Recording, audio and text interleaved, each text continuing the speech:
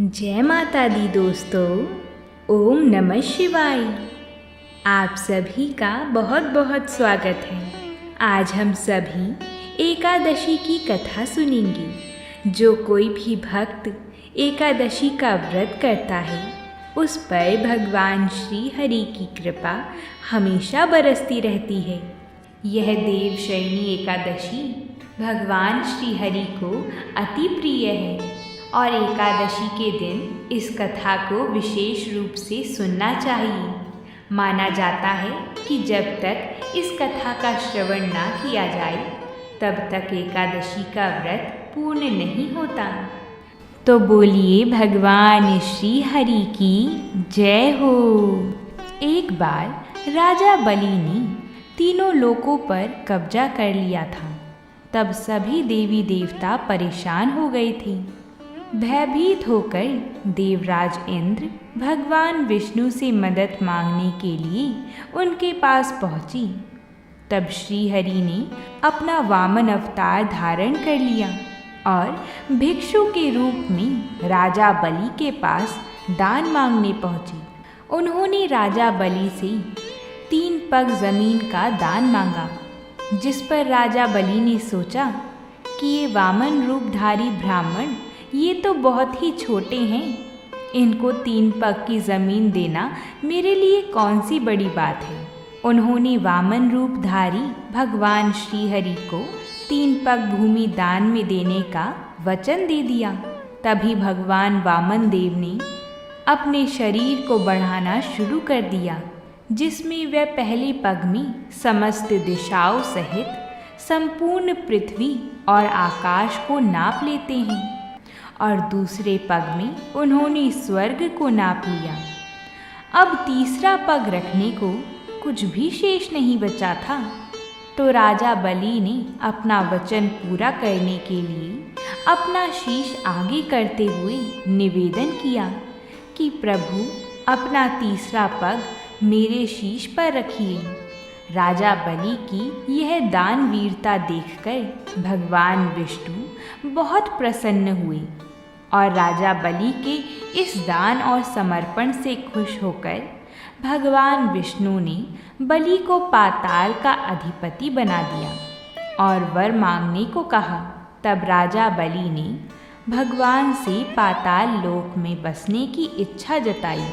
भगवान विष्णु ने अपने भक्त बलि की इच्छा पूरी की और वह पाताल चले गए।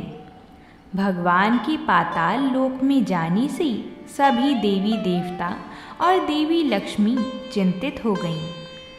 अपने पति को वापस लाने के लिए माँ लक्ष्मी ने गरीब स्त्री का रूप धारण कर राजा बलि के पास पहुँची और राजा बलि को राखी बांधकर देवी लक्ष्मी ने उन्हें अपना भाई बना लिया और बदले में भगवान विष्णु को पाताल लोक से वापस ले जाने का वचन ले लिया। भगवान विष्णु ने राजा बलि को निराश न करते हुए ये वरदान दिया कि वो हर साल आषाढ़ शुक्ल एकादशी से कार्तिक शुक्ल एकादशी तक 4 माह तक पाताल लोक में ही योग निद्रा में निवास करेंगी। तभी से भगवान श्री हरि इन 4 मास में योग निद्रा में चले जाते हैं। इसी बीच भगवान शंकर पूरे ब्रह्मांड को संभालते हैं और यही कारण है कि सावन माह में भगवान शंकर की पूजा भी की जाती है। अब हम सभी देवशयनी एकादशी की व्रत कथा शुरू करते हैं। बोलिए भगवान श्री हरि की जय हो। एक बार युधिष्ठिर महाराज ने भगवान कृष्ण से पूछा, हे केशव, आषाढ़ मास के शुक्ल पक्ष में आने वाली एकादशी का क्या नाम है? इस दिन के पूजनीय देवता कौन हैं तथा इस व्रत की विधि क्या है? विस्तार पूर्वक सब कुछ बताओ प्रभु। तब भगवान श्री कृष्ण ने कहा, हे पांडुपुत्र युधिष्ठिर, एक बार नारद जी ने ब्रह्मा जी से यही प्रश्न पूछा था। तब ब्रह्मा जी ने कहा कि नारद, तुमने कलयुग में प्राणी मात्र के उद्धार के लिए सबसे श्रेष्ठ प्रश्न पूछा है, क्योंकि एकादशी का व्रत सब व्रतों में उत्तम होता है। इसके व्रत से सभी पाप नष्ट हो जाते हैं। इस एकादशी का नाम देवशयनी एकादशी है। यह व्रत करने से भगवान विष्णु बहुत प्रसन्न होते हैं। इस संबंध में मैं तुम्हें एक पौराणिक कथा सुनाता हूँ। तुम ध्यानपूर्वक श्रवण करो। प्राचीन काल में एक मानधाता नाम के सूर्यवंशी राजा हुए। वह सत्यवादी, महान तपस्वी और चक्रवर्ती था। वह अपनी प्रजा का पालन संतान की तरह करता था। उसकी सारी प्रजा धन धान्य से परिपूर्ण थी और सुखपूर्वक जीवन यापन कर रही थी। उसके राज्य में कभी अकाल नहीं पड़ता था, कभी किसी प्रकार की प्राकृतिक आपदा नहीं आती थी। परंतु ना जाने उससे देव क्यों रुष्ट हो गए। ना मालूम राजा से क्या भूल हो गई कि एक बार उसके राज्य में जबरदस्त अकाल पड़ गया और प्रजा अन्न की कमी के कारण अत्यंत दुखी रहने लगी। राज्य में यज्ञ होने बंद हो गए।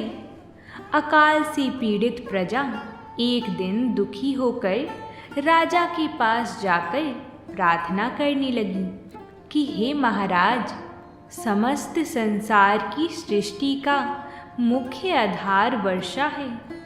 इसी वर्षा के अभाव से राज्य में अकाल पड़ गया है और अकाल से प्रजा मर रही है। हे भूपति, आप कोई ऐसा जतन कीजिए जिससे हम लोगों का कष्ट दूर हो सके। यदि जल्द ही अकाल से मुक्ति ना मिली तो विवश होकर प्रजा को किसी दूसरे राज्य में शरण लेनी पड़ेगी। प्रजाजनों की बात सुनकर राजा ने कहा, आप लोग सत्य कह रही हैं। वर्षा ना होने से आप लोग बहुत दुखी हैं। राजा के पापों के कारण ही प्रजा को कष्ट भोगना पड़ता है। मैं बहुत सोच विचार कर रहा हूँ, फिर भी मुझे अपना कोई दोष दिखाई नहीं दे रहा है। आप लोगों के कष्टों को दूर करने के लिए मैं बहुत उपाय कर रहा हूँ, परंतु आप चिंतित ना हो। मैं इसका कोई ना कोई उपाय अवश्य ही करूँगा। राजा के वचनों को सुनकर प्रजाजन चली गई। राजा मानधाता भगवान की पूजा कर कुछ विशेष व्यक्तियों को साथ लेकर वन की ओर चल दिए। वहाँ एक ऋषि मुनियों के आश्रम में घूमते घूमते अंत में वह ब्रह्मा जी के मानस पुत्र अंगिरा ऋषि के आश्रम में पहुँच गए। रथ से उतरकर राजा आश्रम में चला गया। वहाँ ऋषि अभी नित्य कर्म से निवृत्त ही हुए थे कि राजा ने उनके सम्मुख पहुंचकर उन्हें प्रणाम किया। ऋषि ने राजा को आशीर्वाद दिया। फिर पूछा, हे राजन, आप इस स्थान पर किस प्रयोजन से पधारे हैं, सो हमें कहिए। राजा ने कहा, हे महर्षि, मेरे राज्य में 3 वर्षों से वर्षा नहीं हो रही है। इससे मेरे राज्य में अकाल पड़ गया है और प्रजा बहुत कष्ट भोग रही है। राजा के पापों के प्रभाव से ही प्रजा को कष्ट मिलता है, ऐसा शास्त्रों में लिखा है। मैं धर्म अनुसार राज्य करता हूँ, फिर यह अकाल कैसे पड़ गया, इसका मुझे अभी तक पता नहीं लग सका। अब मैं आपके पास उसी संदेह की निवृत्ति के लिए आया हूँ। आप कृपया करें और मेरी इस समस्या का निवारण करके मेरी प्रजा के कष्टों को दूर करने के लिए कोई उपाय बतलाइए। सारा हाल सुनने के बाद ऋषि ने कहा, हे भूपति, इस सतयुग में धर्म के चारों चरण सम्मिलित हैं। यह युग सभी युगों में उत्तम है। इस युग में केवल ब्राह्मणों को ही तप करने और वेद पढ़ने का अधिकार है। किंतु आपके राज्य में एक शूद्र तप कर रहा है। इसी दोष के कारण आपके राज्य में वर्षा नहीं हो रही है। यदि आप प्रजा का कल्याण चाहते हैं तो शीघ्र ही उस शूद्र का वध करवा दें। जब तक आप यह कार्य नहीं कर लेते तब तक आपका राज्य अकाल की पीड़ा से कभी मुक्त नहीं हो सकता। ऋषि के वचन सुनकर राजा ने कहा, हे मुनि श्रेष्ठ, मैं उस निरपराध तप करने वाले शूद्र को नहीं मार सकता।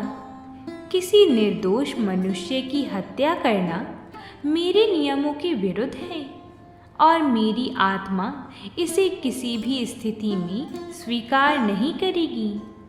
आप इस दोष से मुक्ति का कोई दूसरा उपाय बतलाइए। राजा को विचलित जानकर ऋषि ने कहा, हे राजन, यदि आप ऐसा नहीं चाहते हो तो आषाढ़ मास के शुक्ल पक्ष की देवशयनी नामक एकादशी का विधान पूर्वक व्रत करो। इस व्रत के प्रभाव से तुम्हारे राज्य में वर्षा होगी और प्रजा भी पूर्व की भांति ही सुखी हो जाएगी, क्योंकि इस एकादशी का व्रत सिद्धियों को देने वाला है और कष्टों से मुक्त करने वाला है। ऋषि के इन वचनों को सुनकर राजा अपने नगर वापस आ गया और विधि पूर्वक देवशयनी एकादशी का व्रत किया। इस व्रत के प्रभाव से राज्य में अच्छी वर्षा हुई और प्रजा को अकाल से मुक्ति मिली। इस एकादशी को पद्मा एकादशी भी कहते हैं। इस व्रत के करने से भगवान विष्णु प्रसन्न होते हैं। अंततः मोक्ष की इच्छा रखने वाले मनुष्य को इस एकादशी का व्रत करना चाहिए। इसके व्रत से सभी पाप नष्ट हो जाते हैं। बोलिए भगवान श्री हरि की जय हो। आइए अब हम सुनते हैं माता तुलसी की एक बेहद ही रोचक कथा। प्राचीन समय में एक गांव में एक परिवार में नंद भाभी रहा करती थी। हर समय नंद भाभी के बीच नोकझोंक होती रहती थी। नंद बहुत ही सहज और सरल स्वभाव की थी। भाभी बात बात में नंद की गलतियों को खोज खोज कर ताने मारती रहती थी। वह उसकी सरलता का दुरुपयोग करती रहती थी। इस कारण से परिवार में उन दोनों की सदा खटपट बनी रहती थी। आए दिन भाभी का क्रोध अपनी नंद पर भड़कता ही रहता था। उसकी नंद बड़े ही सात्विक धार्मिक स्वभाव की थी। प्रातः काल स्नान करके सर्वप्रथम तुलसी माता की पूजा करती, तत्पश्चात घर के अन्य कार्य करती। ये सब देखकर भाभी को अच्छा नहीं लगता था। वह सोचती थी कि ये कब यहाँ से टलेगी और मैं चैन की सांस लूंगी। नंद का सर्वाधिक लगाव तुलसी माता की पूजा में ही था, किंतु भाभी को उसकी पूजा देख देख कर मन ही मन चिड़चिड़ाहट सी भरी रहती थी। एक दिन उसकी भाभी ने नंद से कहा कि तुम्हारे तो सारे कार्य इसी तुलसी घरौआ के द्वारा ही पूरे होंगे। इसी तुलसी के गमले को साथ लेकर अपनी ससुराल चली जाना। नंद तो बहुत ही भोली भाली थी। उसने कहा कि मैं तो कुछ जानती ही नहीं हूँ, वही तुलसी माता जानी। मैं तो उन्हीं की कृपा पर जीवित हूँ। मुझसे तो जैसा बनता है सो मैं तो उनकी उल्टी सीधी पूजा करती रहती हूँ। किंतु भाभी बहुत चालाक थी। वह नंद को नीचा दिखाने की कोशिश करती रहती थी। वह सदा अवसर की तलाश में रहती थी कि कब मौका मिले और मैं इसे नीचा दिखा दूं। पूजा करते करते नंद का सारा बचपन बीत गया और धीरे धीरे युवा काल आ गया। नंद विवाह के योग्य हो गई। भले ही भाभी उससे ईर्ष्या रखती थी, किंतु भाई का अपनी छोटी बहन पर अत्यधिक प्यार था। भाई अपनी छोटी बहन का संपन्न घर परिवार में विवाह कराना चाहता था। उसने एक समीपवर्ती गांव में एक अच्छा सा घर और वर तलाश कर अपनी बहन की शादी निश्चित कर दी। समय आने पर बाजे गाजे के साथ बारात उनके घर पर आ गई। बारात का अच्छी तरह से स्वागत सत्कार हुआ, विधिवत द्वारचार हुआ। इसके बाद आंगन में बारातियों की पंक्ति बैठ गई। उसकी भाभी तो नंद से जली भुनी बैठी हुई थी। वह नंद के शुभ कार्य में बाधा उत्पन्न करना चाह रही थी। उसने बारातियों की पत्तल पर भोजन के स्थान पर तुलसी के गमले की मिट्टी परसवा दी। वह सोचती थी कि पत्तलों पर मिट्टी देखकर बाराती नाराज होकर उठ जाएंगे और नंद का विवाह संपन्न नहीं हो पाएगा, जिससे नंद को कुलक्षणी मान लिया जाएगा। किंतु नंद पर तो तुलसी माता की पूर्ण कृपा थी। उनकी कृपा से बारातियों की पत्तलों पर उस मिट्टी से 56 व्यंजन बन गए। बारातियों ने जी भरकर भोजन किया और प्रीति भोज की बहुत प्रशंसा की। ये सब देखकर भाभी मन मार कर रह गई, किंतु वह तो उसे नीचा दिखाने पर तुली हुई थी। उसने नंद की विदाई के अवसर पर दहेज के स्थान पर तुलसी का गमला रख दिया। गहनों के रूप में उसने तुलसी की माला और मंजरी पहना दी। किंतु तुलसी माता की कृपा से तुलसी के गमले के स्थान पर सैकड़ों सोने चांदी के बर्तन बन गए और माला मंजरी के स्थान पर सोने और हीरो के हार बन गई। वह सोचने लगी कि वास्तव में ही इस पर तो माता तुलसी की पूर्ण कृपा है, जिसके कारण मैं इसका कुछ भी नहीं बिगाड़ पा रही हूँ। कुछ दिन बाद भाभी की लड़की विवाह के योग्य हो गई। उसने अपनी लड़की का विवाह निश्चित कर दिया। वह नंद के विवाह में तुलसी गमले का प्रभाव तो देख ही चुकी थी, किंतु उसके मन में तुलसी माता के प्रति रंच मात्र भी भक्ति भाव नहीं था। उसने सोचा कि मैं अपनी लड़की की शादी में तुलसी के गमले का उपयोग करूंगी और उसी से मेरे सारे काम पूर्ण हो जाएंगे। यह सोचकर उसने कोई विशेष तैयारी नहीं की और थोड़ी बहुत वह अपनी पुत्री से तुलसी माता की पूजा करवाने लगी, किंतु यह तो केवल प्रदर्शन ही था। ऐसा कहा जाता है कि भगवान तो केवल भाव के ही भूखे होते हैं। महाराज तुलसीदास भी कुछ इसी तरह की बात कह गए हैं। निर्मल जन मोरे मन भावा, मोहि कपट छल क्षुद्र न भावा। उसकी लड़की की बारात आ गई और टीका के बाद बारात भोजन करने के लिए आंगन में बैठ गई। उसके घर में भोजन की तैयारी तो थी ही नहीं। उसने बारातियों की पत्तलों पर तुलसी के गमले की मिट्टी परसवा दी, किंतु उस मिट्टी से व्यंजन तैयार नहीं हुए और बाराती नाराज होकर पत्तलें छोड़कर बाहर निकल गई, जिसके कारण भाभी को नीचा देखना पड़ा। इसी प्रकार लड़की की विदाई के समय भाभी ने दहेज के स्थान पर तुलसी गमला रख दिया, जिसे देखकर लड़की की ससुराल में उसकी बहुत किरकिरी हुई और जीवन भर के लिए ससुराल वालों के मन में बुराई की गांठ बन गई। ससुराल वाले इतना ज्यादा नाराज हो गए कि उन्होंने लड़की को मायके नहीं जाने दिया। हमेशा ऐसा कहा जाता है, जो किसी के मार्ग में गड्ढा खोदता है तो उस पथिक का कुछ भी नहीं बिगड़ता, बल्कि गड्ढा खोदने वाला ही गड्ढे में गिरता है। ये बात 16 आनी सत्य है कि जो सच्चे मन से तुलसी माता की पूजा सेवा करता है, तुलसी माता की सदैव उस पर कृपा रहती है। नंद का भाई उससे बहुत प्यार करता था।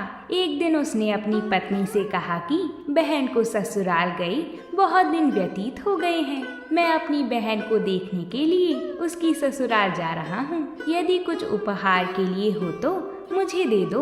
उसकी पत्नी तो पहले से ही जली भुनी बैठी थी। वह सोच रही थी कि मैं तो उसका कुछ भी नहीं बिगाड़ सकी। जैसे जैसे मैंने उसका बुरा किया, वैसे वैसे उसका भला होता गया और हमारी लड़की का सारा जीवन दुखमय हो गया। अंततः उसने अपने पति को एक पोटली में जवार के थोड़े से दाने देकर कहा कि अब आप चले जाइए अपनी लाडली बहन के घर पर। तुम अपनी लड़की को बुलाने की तो कभी चर्चा नहीं करते हो। भैया वहाँ से चुपचाप उस पोटली को लेकर चल दिया और बहन के ससुराल पहुंचकर उसने वह पोटली बहन की सास के हाथ में दे दी। किंतु तुलसी माता की कृपा से वह ज्वार के दाने हीरा और जवाहरात बन गई, जिसे देखकर सारे परिवार ने पुत्र वधू के मायके वालों की बड़ी बड़ी प्रशंसा की।